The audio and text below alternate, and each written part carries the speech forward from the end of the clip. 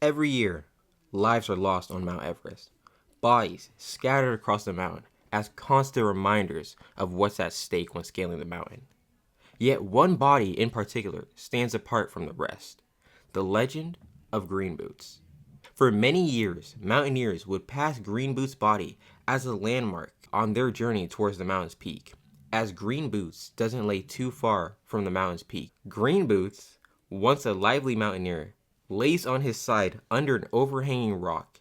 It's estimated that 80% of climbers also seek shelter where Green Boots resides. His legs are said to be hanging out from under the cave, where climbers can see his bright green boots. He is thought to be a 28-year-old from Sati, India.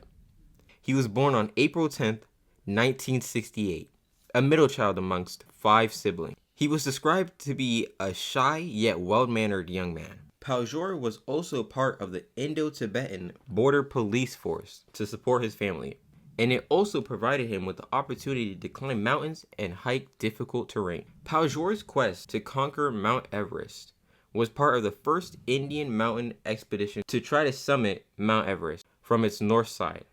Paljor was known as a skilled climber who had summited many mountains beforehand. However, this expedition on Mount Everest would prove to be deadly. Their summit to Mount Everest was riddled with problems right from the start. May 10th. Paljor and his group were already off to a late start, and the timing on Mount Everest is everything. The group was supposed to leave Camp 6 at 3:30 in the morning, instead leaving camp at 8 a.m. as they overslept and were stalled by strong winds. By 2:30 p.m., the group had made a lot of progress ascending the mountain, but again was stalled by heavy wind. The original plan was for the group to return to Camp 6 by 3 p.m., but they didn't. Only one would return back to Camp 6, Mr. Singh. He was physically exhausted, too exhausted to carry on, as he was already lagging behind the group, suffering from frostbite. At 3 p.m., the remaining 3, including Paljor, continued on, with summit fever pushing them forward. 5:35 p.m. Paljor finally reached Mount Everest peak with his 2 other teammates. Though this has been disputed, some believe that they were several hundreds of feet from reaching the peak, but oxygen deprivation, exhaustion, and clouded judgment had made them think they reached the peak. After their summit, Paljor and the rest of them began their descent down Mount Everest.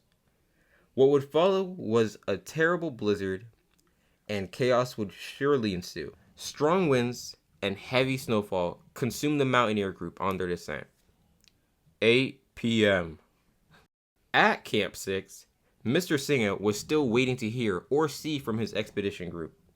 There was still no news from Paljor or the rest of the crew. Singh grew ever increasingly worried as he asked the Japanese commercial climbing team for help in finding his missing teammates.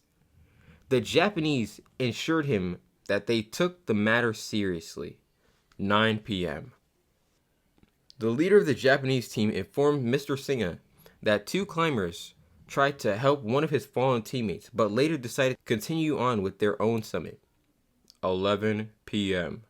2 Japanese climbers, Shigekawa and Hanada, were said to see Paljor and Samnala, but offered no help or assistance. No one knows for sure what exactly ensued in those final hours for Paljor. Poor judgment and the bodies physically breaking down at 8,000 meters above ground, from things like hypoxia, dehydration, and sheer exhaustion. All we know is that Paljor managed to make it under the ledge of a rock and tried to bundle up for whatever time he had left from the harsh terrain that is Mount Everest, and became the legend we know as Green Boots.